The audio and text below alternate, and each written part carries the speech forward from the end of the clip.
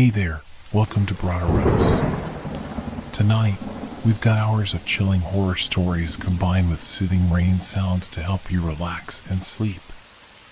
Before you drift off, leave a comment below and let us know where you're listening from and what time it is.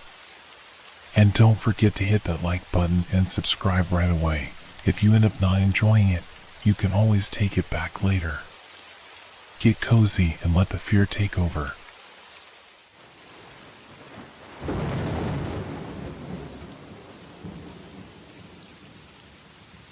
The ghost of Old Grove Cemetery. Have you ever felt like you're being watched? Not just the casual glance of a stranger passing by, but the kind of stare that burrows deep into your soul? That's how it all started for me at Old Grove Cemetery, where I took the night shift job 3 months ago. My name is Marcus Wheeler, and I need you to believe what I'm about to tell you, even though I'm not sure I believe it myself anymore. It was supposed to be an easy gig. After losing my job at the factory in Springfield, Massachusetts, I was desperate for anything that would pay the bills. The cemetery caretaker position seemed perfect: quiet nights, minimal interaction with people, and decent pay. The job interview with Mr. Peterson, the cemetery administrator, was brief. He was an elderly man with thick glasses and trembling hands who seemed more interested in filling the position quickly than checking my qualifications. The previous night watchman left rather abruptly, he had said, adjusting his glasses nervously. Just make your rounds every 2 hours, check the gates, and report any vandalism. Simple enough, right? I should have asked why the last guy left. I should have noticed how Mr. Peterson's hand shook when he handed me the keys. But I was too relieved to have found work to pay attention to these warning signs. My first few weeks were uneventful. I'd arrive at 8 p.m., just as the sun was setting, and leave at 4 a.m. The cemetery was old, dating back to the Civil War, with withered headstones and ancient oak trees that cast eerie shadows under the moonlight. But it was peaceful, in its own way.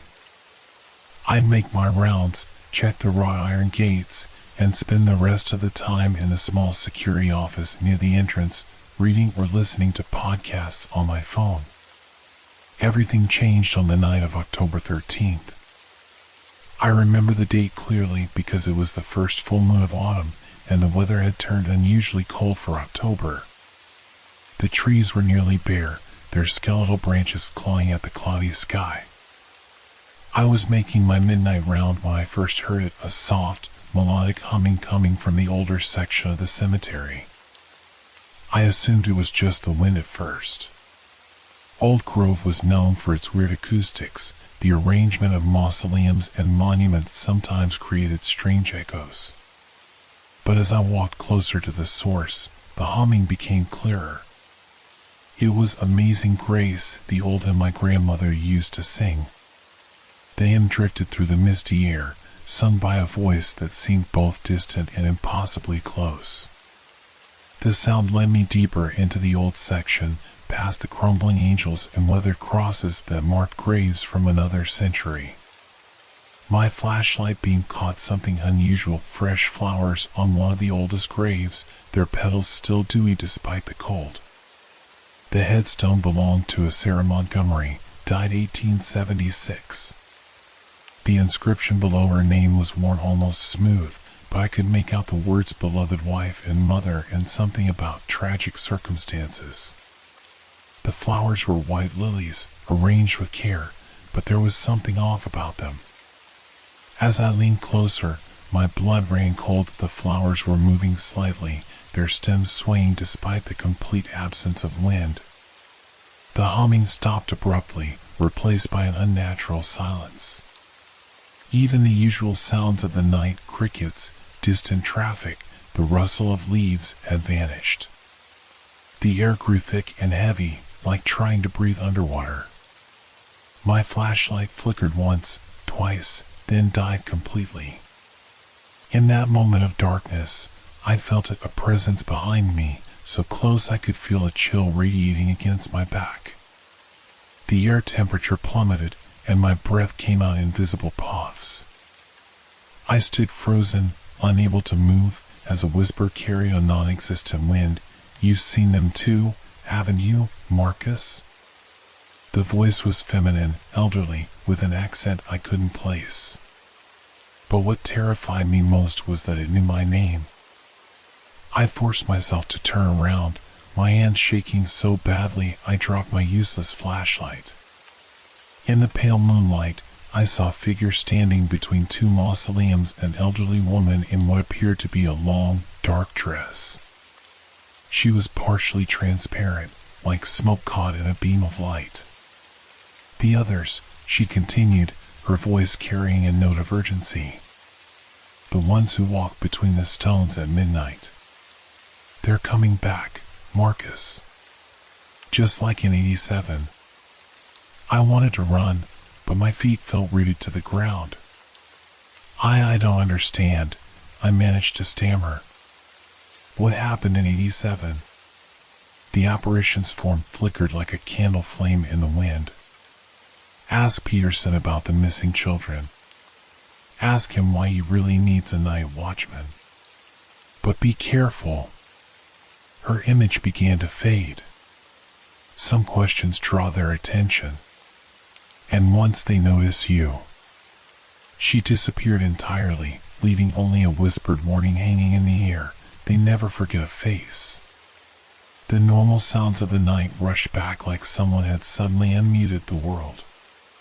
My flashlight sputtered back to life, and I found myself alone among the graves. But something had changed. The flowers on Sarah Montgomery's grave were now withered and black, as if they'd been dead for weeks. I ran back to the security office, my heart pounding so hard I thought it might burst. Once inside, I locked the door and tried to calm myself. It had to be my imagination, right? Maybe I was more tired than I thought. But when I looked down at my phone to check the time, my blood turned to ice. It was displaying a black and white photo of what appeared to be a group of children standing in front of Old Grove's gates. The photo looked ancient, and across it was written in spidery text, "Class of 1887, remember us." I tried to turn off my phone, but it wouldn't respond. The image remained frozen on the screen, and as I watched in horror, the children in the photo slowly turned their heads to face the camera, revealing empty black voids where their eyes should have been. That's when the phone started to ring. The ringtone wasn't my usual one. Instead, it was a tinny, mechanical version of Amazing Grace. My hands trembled as I stared at the screen, which now showed Sarah in 1876 as the caller ID. Against every instinct screaming at me to ignore it, I answered. At first, there was only static, then a child's voice broke through. "Mr. Wheeler, why are you watching us? That's what you're paid for, isn't it?" The voice was followed by giggling, not the innocent laughter of children, but something hollow and wrong, like wind whistling through empty skulls. "Who is this?" I demanded, trying to keep my voice steady. "Come to the old section, Mr. Wheeler. By the angel statue. We're having class picture day again." More giggling, then the line went dead. I sat in the security office, my mind racing. The rational part of me wanted to quit right then, walk out and never look back. But something about those children's voices, about Sarah's warning, made me feel responsible somehow. I pulled out my laptop and started searching for information about Old Grove Cemetery and any incidents from 1887. The cemetery's official website was unhelpful, but after some digging through archived newspaper articles, I found something. The Springfield Daily Republican, dated November 15, 1887, had a small article titled "Local Tragedy, School Group Missing During Cemetery Visit." According to the Yellow Scan, a class of 12 students and their teacher had disappeared during an educational trip to study historical grave markers. They were never found. As I read further, my blood ran cold. The teacher's name was Sarah Montgomery.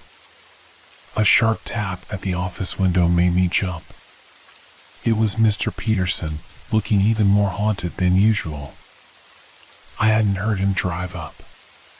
"Still here, I see," he said after I let him in. His hands were shaking worse than ever. I was afraid. "Well, never mind. I came to check on you after the sensors triggered." Sensors? This was the first I'd heard of any security sensors. Peterson nodded, not meeting my eyes. "Motion detectors in the old section. They've been acting up lately. More than usual." "Mr. Peterson," I said carefully, "what happened to the last night watchman?" He cleaned his glasses compulsively with his handkerchief. "He saw things. Started talking nonsense about children singing in the cemetery at night. About a woman in black warning him. We had to let him go when he threatened to go to the papers." "And the missing class from 1887? I pressed. "The one led by Sarah Montgomery?" Peterson froze. "Where did you hear that name?" His voice had dropped to a whisper. Before I could answer, all the lights in the office went out. In the sudden darkness, I heard Peterson mutter something that sounded like a prayer. Through the window, I could see multiple small figures moving between the graves, their forms illuminated by an eerie bluish light. They appeared to be playing some kind of game, moving in a circle around the angel statue. "Oh God," Peterson whimpered. "It's happening again. Just like before. We have to go. Now." But as we turned to leave, my phone lit up with another message. The text read, "Don't leave, Mr. Wheeler. You haven't taken our picture yet. And Miss Montgomery says you need to learn the truth." When I looked up from the phone, Peterson was gone. The office door was still locked from the inside.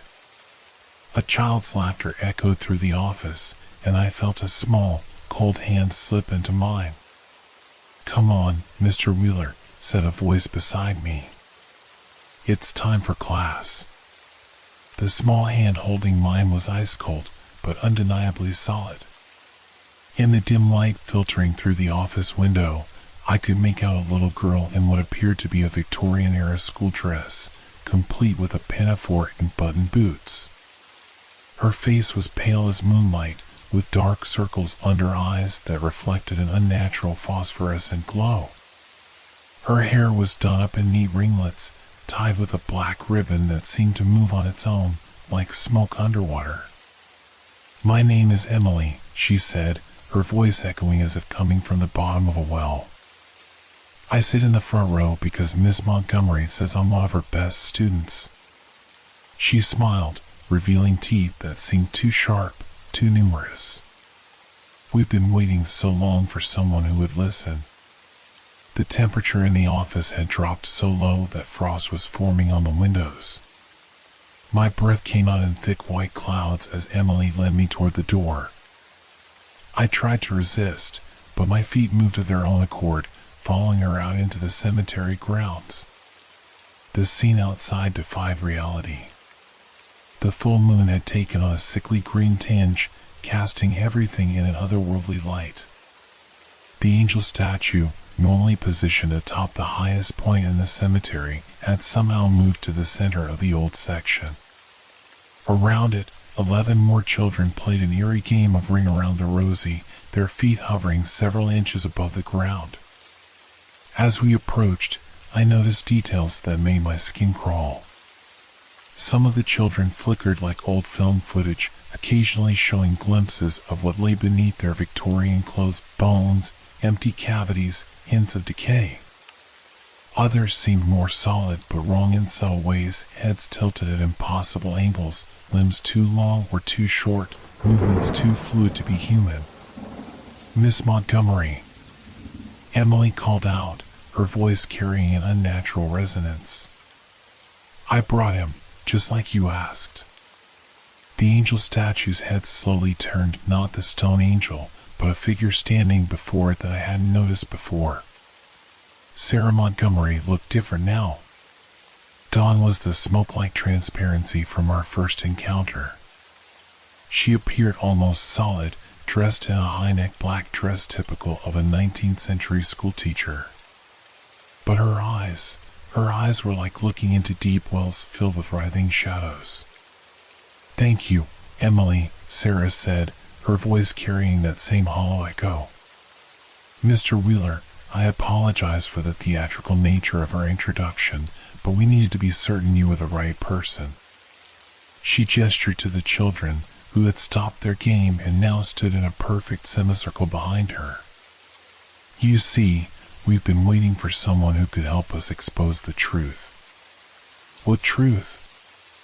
I managed to ask, my voice shaking. "What really happened in 1887? Sarah's face darkened, and the air grew even colder. "Show him," she commanded. The children raised their hands in unison, and the world around us began to shift and blur. The cemetery seemed to dissolve and reconstruct itself, but different, newer, cleaner, bathed in autumn sunlight. I was watching a scene from the past. I saw the class arriving at the cemetery gates, Sarah leading them with a book of local history in her hands. But in the background, partially hidden behind a mausoleum, I spotted a familiar figure, a younger version of Mr. Peterson, though he would have been ancient in 1887. His face was the same, down to the thick glasses, but his clothes were period appropriate. He was watching the class with an intensity that made my blood run cold. "That's not possible," I whispered. "He can't be." "Time works differently for some people in Old Grove," Sarah explained, her voice tight with suppressed rage. "Especially those who've made certain arrangements. Peterson isn't just the cemetery administrator, Mr. Wheeler. He's its keeper in a much older, darker sense." The scene continued to unfold before me, showing the class following Sarah deeper into the cemetery. Young Peterson trailed behind them, muttering words in a language that made my ears hurt. The sky in the vision grew dark unnaturally fast, and a thick fog rolled in from nowhere. I heard screaming, saw the children running in terror as something emerged from the ground, something with too many limbs and eyes that glowed like burning coal. "Peterson sold his soul long ago," Sarah continued, "to something that feeds on innocence. Every few decades, it requires a sacrifice. We were just convenient victims." The vision faded, leaving us back in the present-day cemetery. The children had gathered closer, their eyes now glowing with the same fire I'd seen in the creature from the past. "But why show me?" I asked, fighting down rising panic. "Why now?" "Because," Emily said, her sharp teeth glinting, "it's hungry again. And Peterson has already chosen the next class." Sarah pulled a worn leather journal from the folds of her dress, a physical object that seemed to flicker between existence and non-existence. "We've been keeping records," she said, opening it to reveal pages covered in cramped handwriting. "Every 27 years, like clockwork. 1887, 1914, 1941, 1968, 1995, 2022. She paused, letting the implication sink in. "The last night watchman," I breathed. "He discovered this too, didn't he?" "James Martinez," Emily interjected, her cold hand still gripping mine. "He was brave, like you. Started noticing patterns in the cemetery records. Children disappearing during school trips, always in groups of 12. But Peterson got to him first." Her voice dropped to a whisper. "Made him drink something that scrambled his memories. Now he's in Springbrook Mental Hospital, babbling about shadows that eat light. The journal floated from Sarah's hands to mine, its pages turning by themselves to reveal newspaper clippings, photographs, and handwritten accounts spanning over a century. Each incident followed the same pattern: a school group visiting the cemetery, sudden fog, mysterious disappearances. The most recent entry was dated just 2 months ago, a preliminary schedule for an upcoming elementary school field trip to study local history. But why here? I asked, scanning the pages. Why Old Grove specifically? Sarah gestured for us to follow her, the children falling into line behind us like a macabre parade. We moved deeper into the cemetery, past rows of ancient graves until we reached a part I'd never noticed before, a circular clearing surrounded by 13 obelisks, each carved with symbols that seemed to shift and change when viewed directly. Old Grove wasn't always a cemetery, Sarah explained, her form becoming more transparent as we entered the circle. Long before the first graves were dug, this was a sacred site. The native tribes avoided it, saying it was a thin place where the barrier between worlds could be breached. The ground beneath our feet began to glow with a sickly green light, revealing more symbols carved into the earth itself, forming intricate patterns that made my eyes water. The children spread out around the circle, each taking position by an obelisk. Emily finally released my hand to take her place. Peterson's family has been the keepers here for generations, Sarah continued. They made a pact with something ancient, something that existed before time as we know it. It granted them virtual immortality in exchange for regular tributes, young souls, 12 at a time, to mirror the original sacrifice that sealed their bargain. As if responding to her words, the symbols began to pulse with an inner light. Through the ground, I could feel vibrations, like something massive stirring far below. The fog that comes before each disappearance isn't natural, one of the other children spoke up, a boy in a threadbare suit who introduced himself as Thomas. It's how it reaches through, how it marks its chosen victims. Peterson uses his position to arrange the school visits, always making sure they arrive just before sunset. But you can stop at this time, Emily said, her voice urgent. We've learned its patterns, its weaknesses. The next group is scheduled for tomorrow afternoon, Miss Chen's 4th grade class from Roosevelt Elementary. 24 innocent children, from which it will choose 12. Sarah's form solidified again as she stepped into the center of the circle. We've been building power for decades, appearing to night watchmen, trying to find someone who could both see us and understand. The entity that Peterson serves is powerful, but it's bound by rules. If its ritual is exposed, if its feeding ground is defiled by public knowledge, it loses its power here. The vibrations beneath our feet grew stronger, and I heard a deep, resonant sound, like massive teeth grinding together.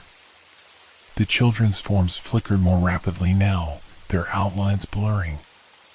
We don't have much time, Sarah said hurriedly. It knows we're showing you these things. Peterson will try to stop you, but he's weakest during the day. You need to dash. Her words were cut off by a terrible screech of twisting metal. In the distance, where the cemetery gate should be, I saw headlights approaching Peterson's car. But there was something wrong with its movement, jerky and unnatural, and the light seemed to burn with that same coal-fire glow I'd seen in the vision. He's coming, Emily whispered, real fear in her voice. And he's brought it with him. Peterson's car crashed through the cemetery gates with an unholy shriek, its metal frame contorting in ways that defied physics. As it approached, I could see that Peterson wasn't driving, or rather, what sat behind the wheel only wore Peterson's face like an ill-fitting mask. His skin rippled and shifted, and through the windshield, I could see too many limbs moving inside the vehicle. Run! Sarah commanded, her form blazing with spectral light. Get to the office. In the bottom drawer of Peterson's desk, there's a red leather book, his true ledger. Get it to the police, to the press, to anyone who'll listen. The children formed a circle around me, their ghostly forms creating a barrier between me and the approaching horror. Emily turned to me one last time, her face eerily adult in its determination. We'll hold them off as long as we can. This is why we stayed, not for revenge, but to prevent it from happening again. I ran. Behind me, I heard Peterson's voice, distorted and multi-layered, speaking words that made the air itself recoil. The children's voices rose in response, singing Amazing Grace in a haunting chorus that seemed to hold back the encroaching darkness. The security office was dark when I reached it, but my flashlight beam caught something unusual. The bottom drawer of Peterson's desk was outlined in a faint blue glow. I wrenched it open to find the red leather book, its cover warm to the touch and seeming to pulse like a living heart. As I opened it, photographs spilled out, dozens of them, spanning over a century. Each showed Peterson, unchanged through the decades, standing with different groups of children. The last photo was dated just a week ago, Peterson shaking hands with a Miss Chen outside Roosevelt Elementary. A shadow fell across the desk. An interesting read, isn't it? Peterson's voice came from behind me, but it wasn't quite his voice anymore. It had harmonics that made my teeth vibrate, undertones that spoke of vast, dark spaces between stars. I spun around. Peterson filled the doorway, his form rippling and changing. His glasses reflected the blue light from the children's spirits, but behind them, his eyes were burning coals. More eyes were opening across his face and neck, all fixed on me. They were supposed to stay quiet, he said, his mouth not quite matching the words. That was the bargain. Their souls would fuel the ritual, and in return, their families would prosper. Do you know how many scholarships my foundation has funded? How many children have better lives because of the few we selected? You're a monster, I said, clutching the book to my chest. He laughed, and the sound made the windows crack. I'm a pragmatist, Mr. Wheeler. This world runs on sacrifice. I merely make it efficient. His form began to expand, darkness pouring from his suit like smoke. Now, shall we discuss your resignation? But as he reached for me with hands that had too many joints, something happened. Sarah's voice rang out, joined by the children, their song rising to an impossible crescendo. Light blazed through every window, not the green glow of their spirits, but the harsh glare of multiple flashlights. Police! Freeze! The night air filled with shouts and the heavy tread of boots. Through the windows, I could see police cars and news vans, their lights painting the cemetery in red and blue. Later, I would learn that Emily, dear, clever Emily, had used the last of her strength to dial 911 from my phone, leaving it connected long enough for them to trace the call. Peterson's form convulsed as the lights hit him. I saw something ancient and dark try to retreat into his flesh, but it was too late. The book in my hands grew hot, and as the first officers burst through the door, their body cameras running, Peterson's true form was finally exposed to the world. What happened next made headlines across the country. The discovery of the tunnels beneath the ritual circle, filled with evidence of horrors going back centuries. The exhumation of small bodies from unmarked graves. The ledger, with its meticulous records of sacrifices and dark bargains. They never found Peterson's body. When the police finally fought their way through the darkness surrounding him, they found only his empty suit and melted glasses, still smoking slightly. The children's spirits were gone too, their century-long vigil finally complete. But sometimes, on quiet nights, visitors to Old Grove Cemetery report hearing the faint sound of children singing hymns among the tombstones. And every year, on the anniversary of that night, fresh lilies appear on Sarah Montgomery's grave. I still work at Old Grove. Someone has to keep watch to make sure nothing like that ever takes root here again. The new administrator is a kind woman who believes in transparency and regular police patrols. But I keep Sarah's journal locked in my desk, and every night I check the old section, watching for fog that moves against the wind or lights that burn like coal. Because the thing Peterson Cirque is still out there, somewhere in the dark spaces between worlds. And sometimes, when the moon is full and the wind blows just right, I swear I can hear it grinding its ancient teeth, searching for a new keeper to make its bargains.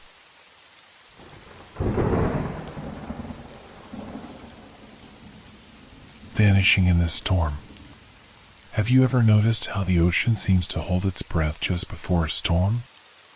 That's what I witnessed that fateful morning aboard the Lady Luck, our 32-foot fishing trawler off the coast of Maine. My name is Michael Thompson, and I've been a commercial fisherman for 23 years. What happened during that storm in November 2023 has haunted me ever since, and I'm still not sure if sharing this story will bring me peace or push me further into the abyss of madness. The weather report had predicted rough seas, but nothing we couldn't handle. Captain Jim Hartford, my longtime friend and owner of the vessel, had seen worse in his 30 years at sea. Together with our deckhand, Tommy Chen, we had weathered countless storms. But this one was different. The day started like any other. We left Portland Harbor at 4 in the morning, the sky still pitch black and studded with stars. The air carried that familiar mix of salt and diesel fuel, and our boots clunked against the deck as we prepared the gear. Everything felt normal, except for one thing, the silence. No seagulls followed our boat, which was unusual. Even Tommy, typically chattering away about his college-age daughter's latest achievements, seemed subdued. The Lady Luck wasn't the newest vessel in the harbor, but she was reliable. Her white hull bore the scars of countless adventures, each dent and scratch telling a story of storms weathered and challenges overcome. The cabin, with its worn leather captain's chair and the dashboard full of instruments that Jim meticulously maintained, had been our second home for over a decade. Something feel off to you? I asked Jim as we reached our usual fishing grounds, about 40 miles offshore. He just shrugged, his weathered face revealing nothing, but I noticed how his eyes kept scanning the horizon. Jim wasn't just any captain, he was a third-generation fisherman with an almost supernatural ability to read the sea. His silence spoke volumes. I remember checking our coordinates on the GPS, 43 degrees 15 minutes north, 69 degrees 47 minutes west. The numbers seemed to blur slightly as I looked at them, but I blamed it on lack of sleep.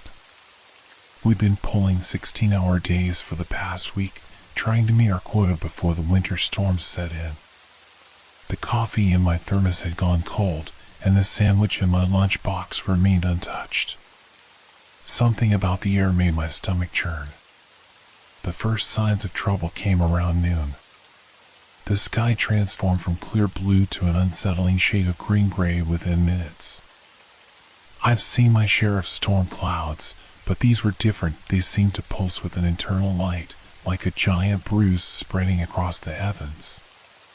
The clouds moved against the wind, forming patterns that reminded me of ancient symbols I'd once seen in a book about deep-sea civilizations my grandfather used to read.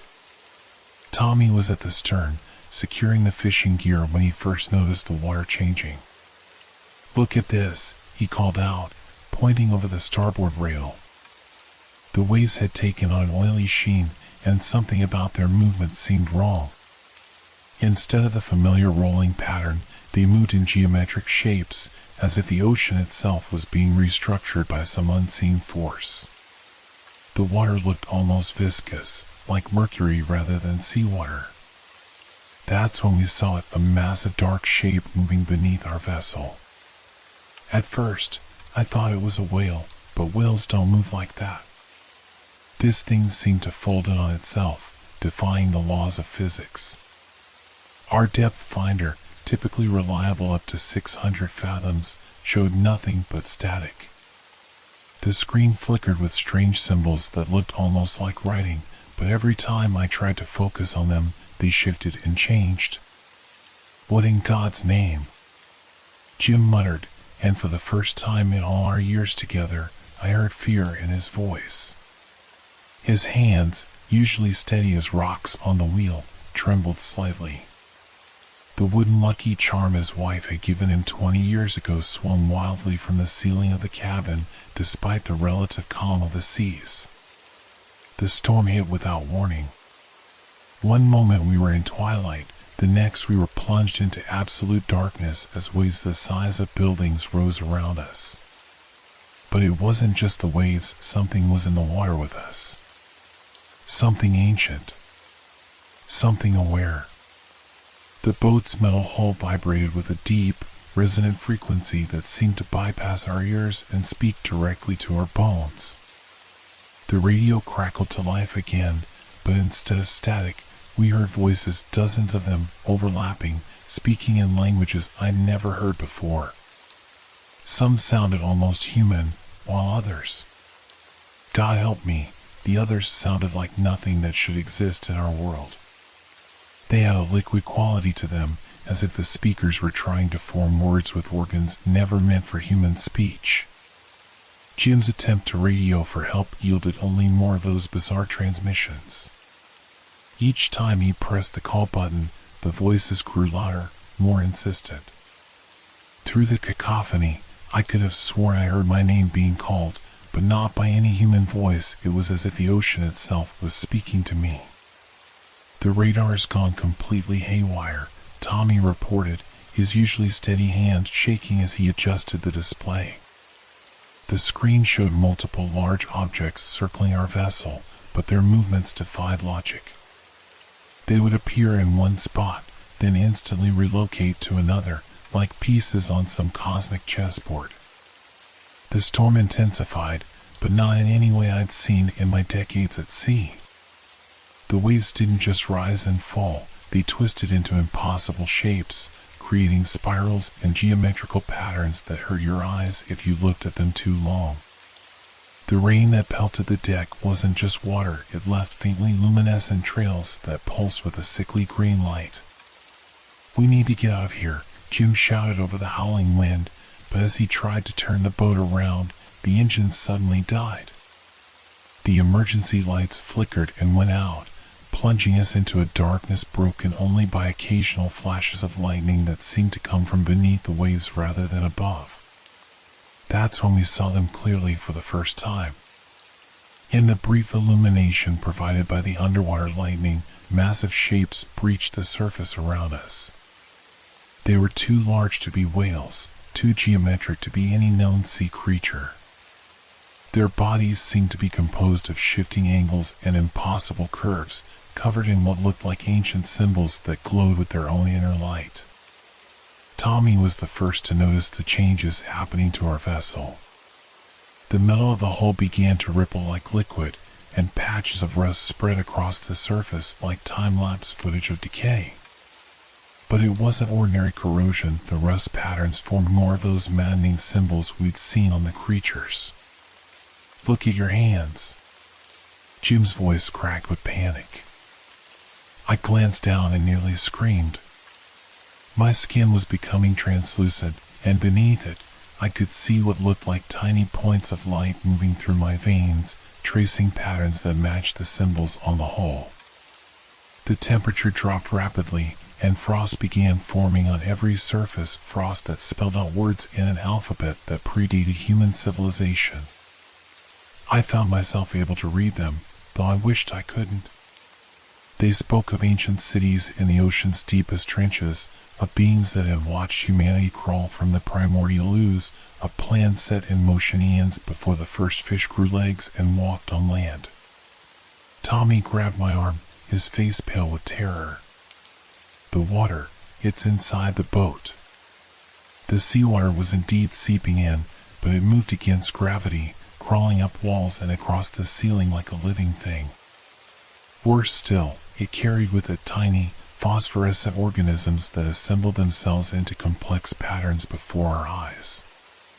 Jim made a desperate attempt to start the engines again, but instead of the familiar diesel rumble, we heard something else, a deep, rhythmic pulsing that seemed to come from the very core of the earth. The boat's instruments came back to life, but they displayed impossible readings, depths that exceeded the ocean's deepest point, pressure readings that should have crushed us instantly, and temperature measurements that fluctuated between boiling and freezing within seconds. "Look!" Tommy's shout drew our attention to the horizon, or where the horizon should have been. The storm had created a wall of water around us, a perfect circle that trapped the Lady Luck in its center. But within that wall, we could see things, cities that couldn't exist, creatures that shouldn't exist, and worst of all, reflections of ourselves that moved independently of our actions. Tommy was the first to change. I'll never forget the look in his eyes when he realized what was happening to him. We were huddled in the cabin, trying to make sense of the chaos outside, when he suddenly stopped mid-sentence and stared at his reflection in the dark window. The strange lights moving beneath his skin had begun to concentrate around his eyes, making them glow like deep-sea creatures. "I can see them," he whispered, pressing his hands against the glass. "I can see their cities, their history. Oh God, I can see everything." His voice took on a strange, resonant quality, as if multiple voices were speaking through him at once. The symbols that had appeared on the boat's hull were now emerging on his skin, raising like braille under his shirt. Jim tried to pull him away from the window, but Tommy's skin had become impossibly cold, almost metallic to the touch. "They've been here all along," he continued, his words becoming increasingly difficult to understand as his mouth seemed to reshape itself. "Watching, waiting, we're not the first, Michael. Your grandfather, he knew. They showed me his boat, down there in the deep."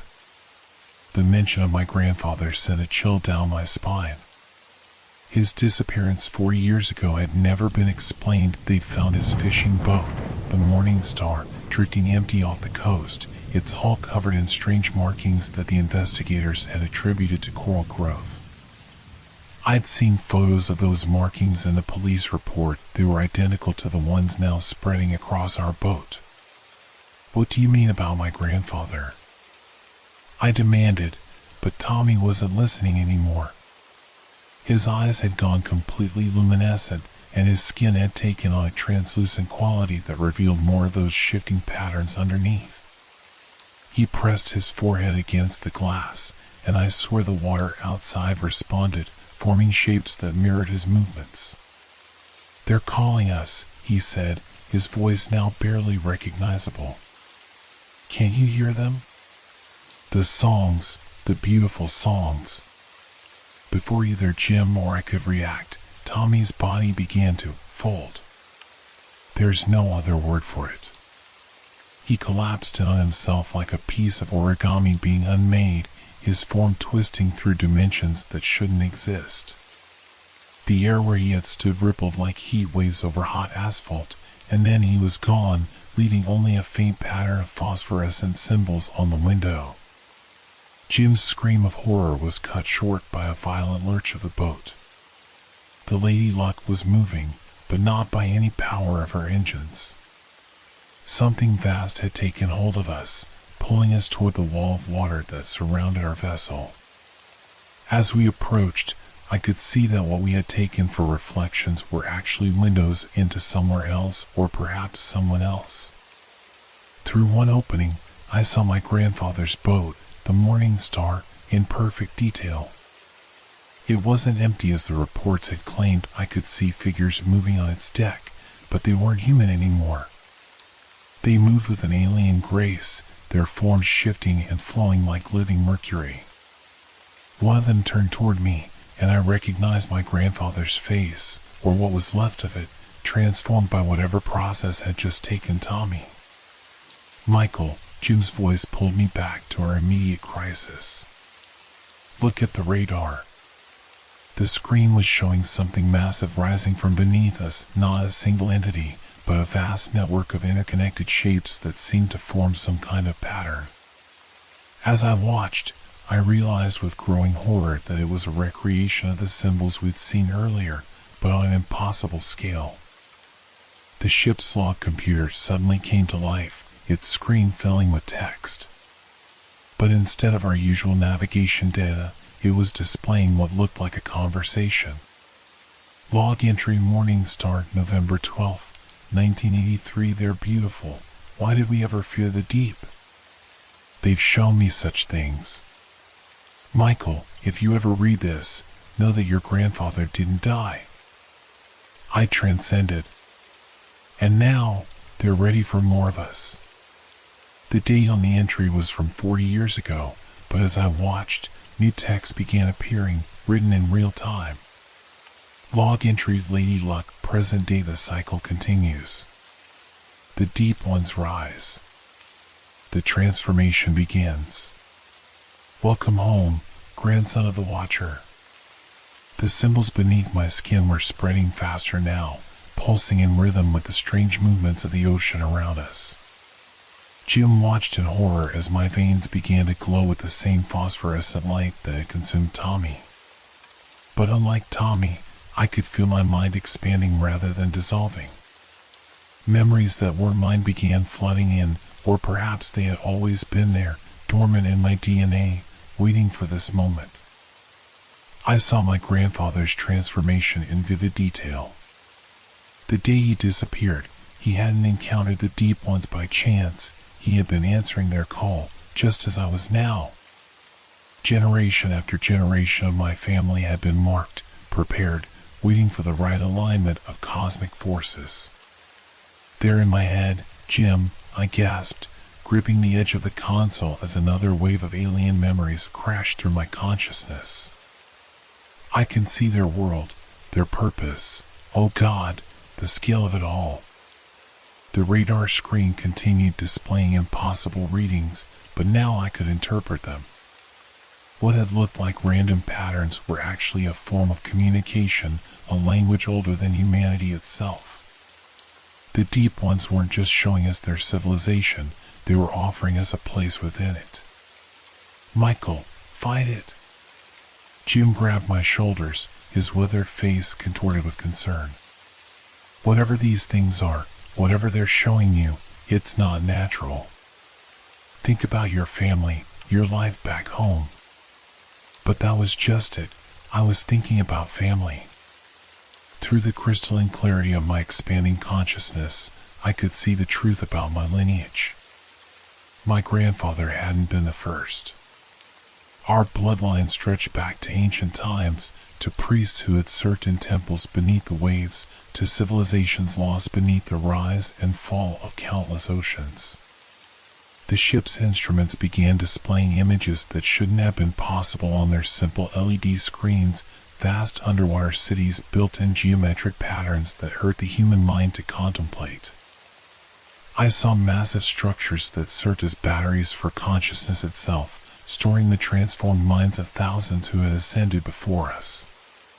"Jim," I said, my voice taking on the same resonant quality Tommy's had, "they're not destroying us. They're fulfilling a promise made eons ago. When humanity first crawled from the seas, they kept a part of us. In some families, they maintained a connection, preparing us for this moment."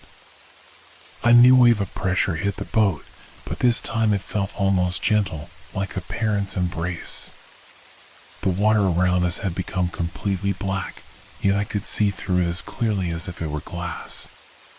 Countless entities moved in the depths, their forms constantly shifting between states of matter that human science hadn't yet discovered.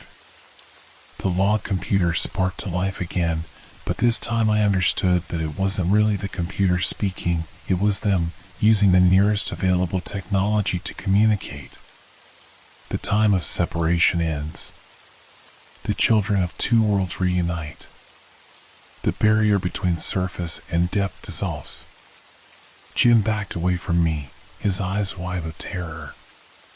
"Your eyes, they're like the deep," he whispered. "Like looking into the abyss itself." I caught my reflection in the window. My eyes had become pools of shifting darkness, flecked with points of light like stars in the night sky. But they weren't just stars, they were windows into that other world, the world my grandfather had discovered 4 decades ago. "I have to make a choice," I said, more to myself than to Jim. "But it's not just my choice, is it? It's the culmination of choices made by my ancestors, by beings older than time itself. We were never meant to stay above the waves forever."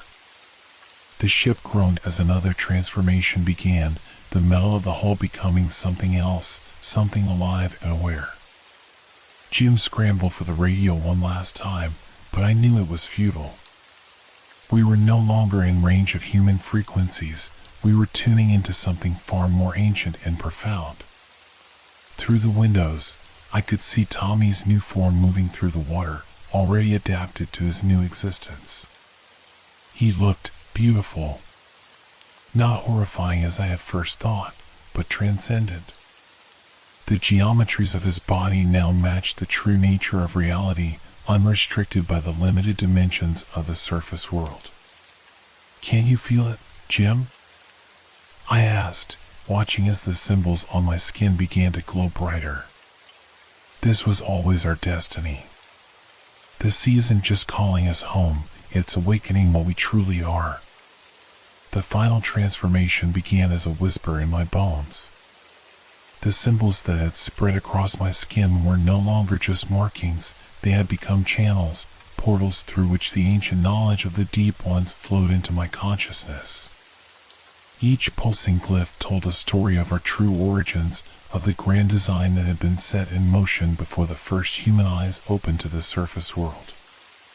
Jim watched, transfixed with horror and fascination, as my human form began its final metamorphosis. "Michael," he pleaded, "if there's anything left of you in there." "There's more of me than there ever was," I replied, my voice resonating with harmonics that shouldn't have been possible in air. "I understand now, Jim. Why my grandfather disappeared, why our family has always been drawn to the sea. We were their anchors, their connections to the surface world, waiting for the right moment in cosmic time." The ship's metal continued its transformation, becoming a living membrane between our world and theirs. Through the translucent walls, I could see vast shapes moving in complex patterns, their geometries suggesting possibilities that human mathematics had only begun to grasp. They were building something, or rather, we were becoming part of something much larger. "Look!" I gestured toward the windows, which now showed multiple realities simultaneously. In one, I could see my grandfather's transformed self, moving through crystal cities beneath the waves. In another, I saw Tommy, his new form articulating through dimensions that my rapidly evolving mind was just beginning to comprehend. And in yet another, I saw the future, or perhaps the past, where humans and Deep Ones existed as one species before the Great Division. The log computer displayed its final message. The circle closes. The separation ends. The children of two worlds become one again. The great sleep ends, and the awakening begins. Jim made one last attempt to reach for the emergency beacon, but his hand passed through it, or rather, the beacon had become something else entirely, a crystalline structure that pulsed with the same rhythms now flowing through my transformed body. "They're not destroying humanity, Jim," I explained, watching as the last vestiges of my human form began to shift. They're fulfilling an ancient promise. Some of us were left behind on the surface as seedlings, carrying genes that would eventually flower into this moment. Every sailor's tale of sea monsters, every legend of cities beneath the waves, they were memories, echoes of our true nature. The water around the boat had become a living thing, a medium through which realities merged and separated like oil drops in water. I could see the truth now. What we called the ocean was really a thin membrane between dimensions, and we had been living on its surface like insects on a pond, unaware of the depths below. Your eyes, Jim whispered, his voice trembling. They're like windows into forever. He was right. My vision had expanded beyond the visible spectrum, beyond the limitations of human perception. I could see the strings of reality itself, the cosmic web that connected all things. The deep ones weren't invaders or monsters, they were guardians of this knowledge, waiting for the moment when their surface-dwelling kin would be ready to return. The final wave hit us like a symphony made physical. The Lady Luck structure dissolved into patterns of light and dark, becoming a portal through which the truth of existence flowed. Jim screamed, but the sound transformed into something else, a harmony that matched the frequencies pulsing through the transformed water. As my consciousness expanded into the vast network of the Deep One's collective mind, I felt a presence that I recognized, my grandfather, his transformed consciousness reaching out to welcome me home. Alongside him were countless others, each a note in a cosmic song that had been playing since the beginning of time. My last human thought was of the surface world, of the life I was leaving behind.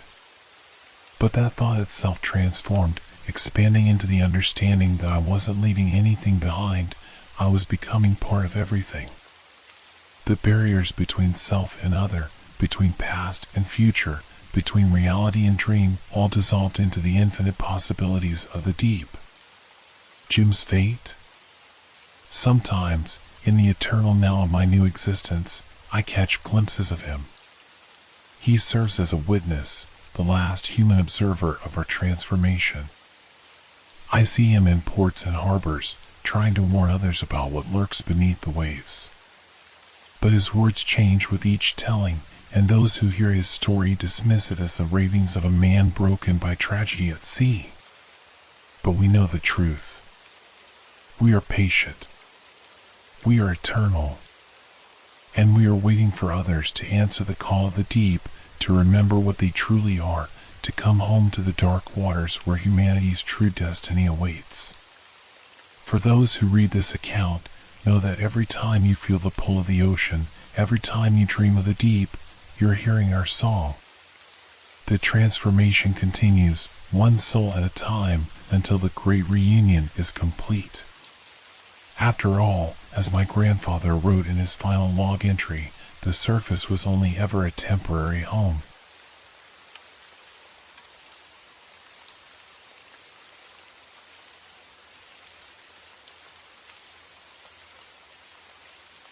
The cursed painting. Have you ever noticed how some paintings seem to follow you with their eyes? Not the obvious ones, like those medieval portraits hanging in museums. I'm talking about the seemingly innocent ones that catch your attention when you least expect it.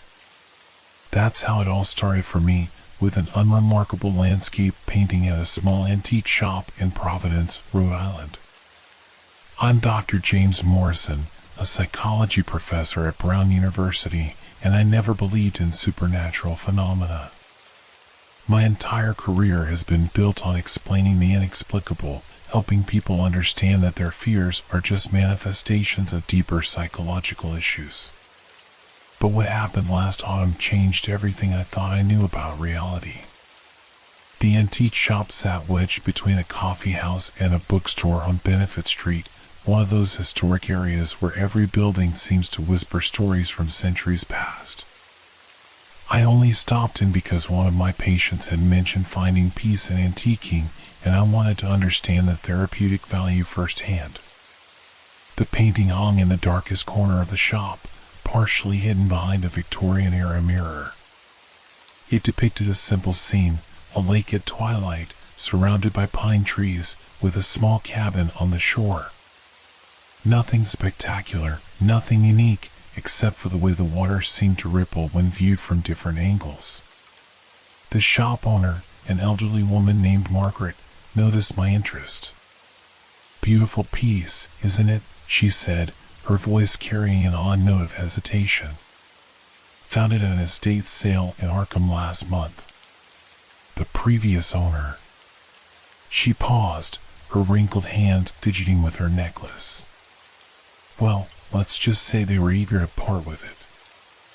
I should have noticed the warning signs, the unusually low price, Margaret's nervous glances at the painting, the way the other items in the shop seemed to lean away from it. But I was too captivated by what I assumed was a clever use of paint and perspective. I bought it for my office, thinking it would provide a calming focal point for my patients. That night, as I hung the painting on my office wall, I noticed something peculiar. The cabin's window, which I could have sworn was dark in the shop, now showed a faint golden light. I dismissed it as a trick of the fluorescent office lighting and headed home, looking forward to showing my new acquisition to my patients the next day. If only I had known that this was just the beginning. The first indication that something was wrong came during my Tuesday morning session with Sarah, a graduate student dealing with anxiety. She sat in her usual spot, the leather armchair facing my desk, but her eyes kept darting to the painting. "Is everything all right, Sarah?" I asked, noticing her distraction. "The water," she whispered, her voice trembling. "It's moving." I turned to look at the painting, ready to explain how certain brushstrokes can create an illusion of movement. But the words died in my throat. The lake's surface wasn't just appearing to move, it was rippling, like someone had dropped a stone into real water. And in the cabin's window, the golden light had grown brighter, casting a reflection on the painted water that hadn't been there before. Sarah left early that day, politely declining to reschedule. I spent the next hour staring at the painting, taking photographs, making notes, doing everything I could to convince myself there was a logical explanation. The photos showed nothing unusual, just a static landscape scene. But when I looked at the painting directly, things kept changing. The trees seemed to sway in a non-existent breeze. The cabin's door, which had been closed, now stood slightly ajar. And sometimes, just at the edge of my vision, I could swear I saw a figure moving behind the cabin's illuminated window. I started keeping a detailed log of the changes, approaching the phenomenon with scientific detachment. My rational mind insisted there must be an explanation, perhaps some new type of paint that reacted to temperature or lighting conditions. But deep down, in the part of my psyche I usually helped others confront, a primal fear was taking root. By the end of the week, 3 more patients had commented on the painting. 2 refused to sit facing it. One, a tough-looking construction foreman named Mike, actually ran out of my office when the cabin door in the painting swung fully open during our session. I knew I should take it down. Every instinct told me to get rid of it. But I couldn't. Whether it was professional curiosity or something darker pulling at me, I felt compelled to understand what was happening. I began staying late at the office, watching the painting, taking notes, trying to document the impossible. That's when I started noticing changes not just in the painting, but in my office as well. The walls seemed to ripple like the painted lake. The air grew thick with the scent of pine needles and stagnant water. And sometimes, when I looked away from the painting and then back again, my furniture had shifted slightly, as if trying to match the layout of the cabin's interior. I was losing my grip on reality, and I knew it. But I couldn't stop watching, couldn't stop documenting. Because the most terrifying change was yet to come, the night I saw myself in the painting, standing by the lake's edge, looking back at my office with an expression of pure horror. My academic training demanded research, even as my sanity began to fray around the edges. Between appointments, I spent hours searching through online archives and library databases, looking for any mention of similar phenomena. What I found disturbed me more than the painting itself. The estate sale in Arkham, where Margaret found the painting, had belonged to Dr. Eleanor Pierce, a former art history professor at Miskatonic University. She had disappeared 3 months ago, leaving behind a journal filled with increasingly erratic entries about a painting that consumed reality. The police ruled it a mental breakdown after finding her office walls covered with thousands of sketches, all showing the same lakeside cabin from slightly different angles. I reached out to her colleagues and eventually received a response from Dr. Marcus Chen, who had shared an office building with Eleanor. His email chilled me to the bone.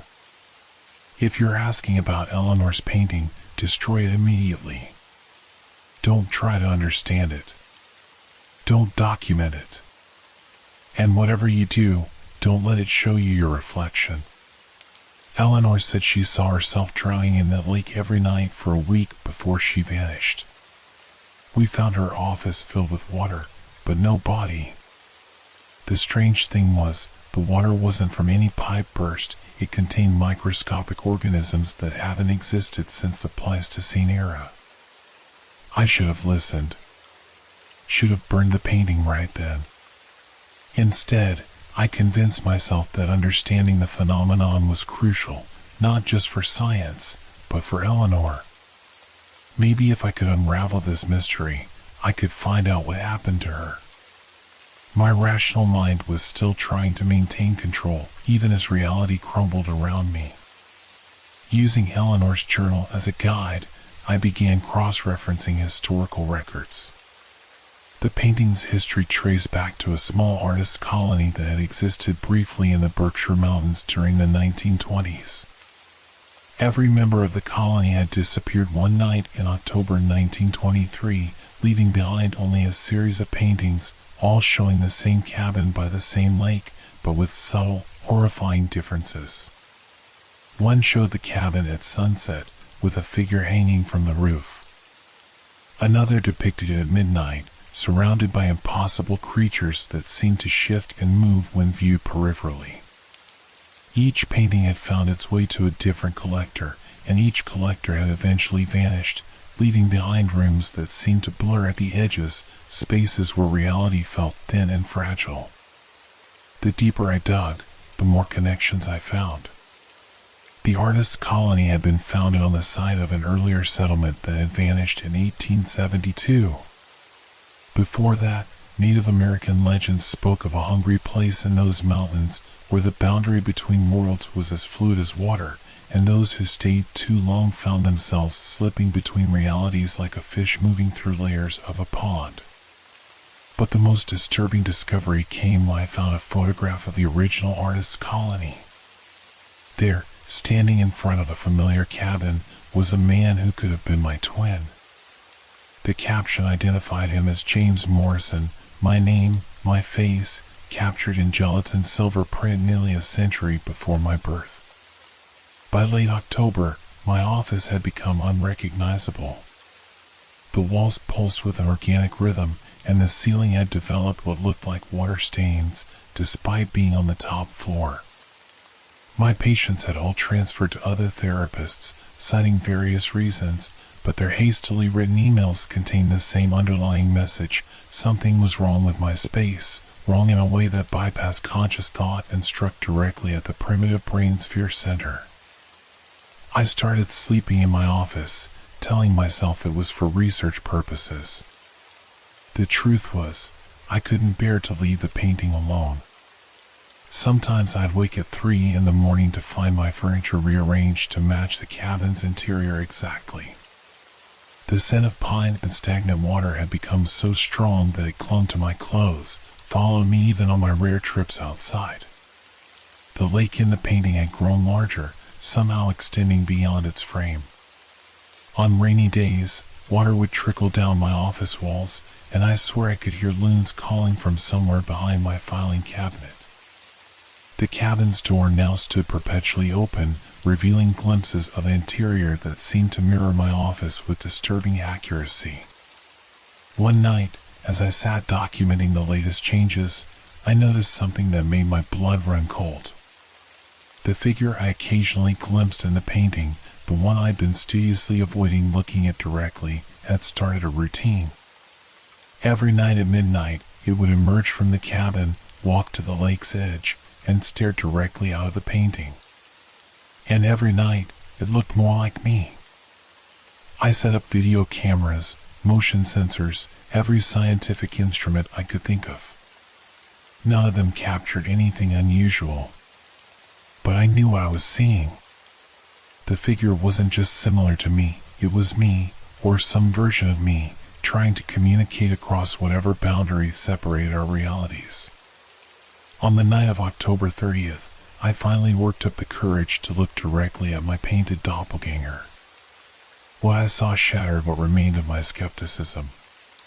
The figure held up a journal identical to Eleanor Pierce's, open to a page I could somehow read clearly despite the painting's size and distance. The entry was dated October 31st, 1923, and it was in my handwriting. The boundary is thinnest on Samhain. The lake connects all versions, all realities. We are all reflections here, ripples in an infinite pond. Each time we look into the water, we risk switching places with ourselves. I've seen what lies beneath the lake's surface, the truth about our reality, our existence. Tomorrow, I will step through. Perhaps this version of me will finally understand what the previous ones could not. If you're reading this, it means my account has been found. I need you to understand what happened, not just for my sake, but for everyone who might encounter another version of this painting. They're all connected, you see. Each one is a window, a door, a mirror reflecting infinite possibilities. And each one hungers. I spent that last night, October 31st, watching the painting transform. The lake had completely breached its frame by then, lapping at my office carpet with waters that felt too thick, too viscous to be real. The cabin had expanded, its architecture impossible, bigger on the inside than the outside, rooms extending into spaces that couldn't exist. I saw versions of myself in every window, each one at a different stage of understanding. The figure in the painting, my other self, began his nightly walk to the lake's edge. But this time was different. He brought the journal with him, and as he held it up, I could read pages and pages of entries. They were all from different versions of me, stretching back through time. Each had discovered the painting, each had studied it, and each had eventually understood what needed to be done. The water from the painting rose steadily, soaking through my shoes, my clothes.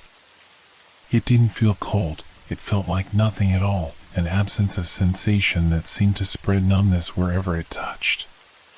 The scent of pine and decay had become overwhelming, and I could hear voices whispering from the depths, Eleanor's voice, the voices of the artist's colony members, and countless versions of my own voice, all sharing the same terrible revelation. My office walls had disappeared entirely, replaced by an endless twilight forest surrounding a lake that stretched to the horizon. Or perhaps my office was still there, and this was merely another layer of reality superimposed over it. I could see other versions of my space reflected in the lake's surface, hundreds of offices, hundreds of paintings, hundreds of MES, all converging on this moment. The figure in the painting, or was he still in the painting at this point, extended his hand toward me. The journal he held showed one final entry, dated that very night. The cycle continues. Another realizes the truth. The painting doesn't show reality, it is reality. The world we think we know is just one reflection among millions. The lake connects them all, and those who understand must become part of its surface, adding their reflection to the infinite pool. I know how this sounds. If I were still the rational psychologist I once was, I'd diagnose this as a classic dissociative break, perhaps triggered by stress and isolation. But I know better now. The painting didn't drive us mad, it showed us how reality actually works. We're all just reflections, rippling across the surface of something much deeper and stranger than we can comprehend. The water is up to my chest now as I write these final words. Through this surface, I can see other versions of myself writing their own accounts, their own warnings. Some try to explain the science of it, speaking of quantum superposition and multiple worlds theory. Others turn to mysticism, talking of ancient gods and doorways between dimensions. They're all right, and they're all wrong. The truth is both simpler and more terrible. I see Eleanor now, standing in the lake beside my other self. She's smiling, beckoning. The water doesn't look dark anymore, it's filled with light, with images, with endless possibilities. I understand now why she stepped in, why they all did. It's not about escaping our reality, it's about accepting that all realities are one, connected by this infinite reflection pool. To whoever finds this journal, the painting will appear again. It always does. You might see it in an antique shop, at a garage sale, or hanging innocently in a friend's home. If you do, remember my warning. Don't dismiss the ripples you see in its surface. Don't ignore the way it changes when you're not looking. And most importantly, don't look for your reflection in its waters. Because I'm there now, watching, waiting with all the others. And like the versions of me that came before, I will reach out, trying to warn you, even as I invite you to join us in this infinite reflection. The journal ends here, found on a desk in a top-floor office at Brown University. The office walls were completely dry, showing no sign of water damage. The painting described was never found. Dr. James Morrison's disappearance remains unsolved, though visitors to his office occasionally report seeing ripples in the air and smelling pine needles and stagnant water. Some say that if you stand in the right spot at midnight, you can see a lake stretching endlessly in all directions and countless figures standing at its edge, all reaching out with journals in their hands.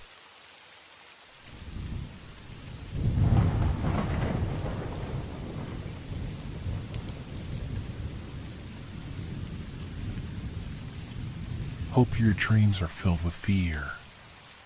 Good night.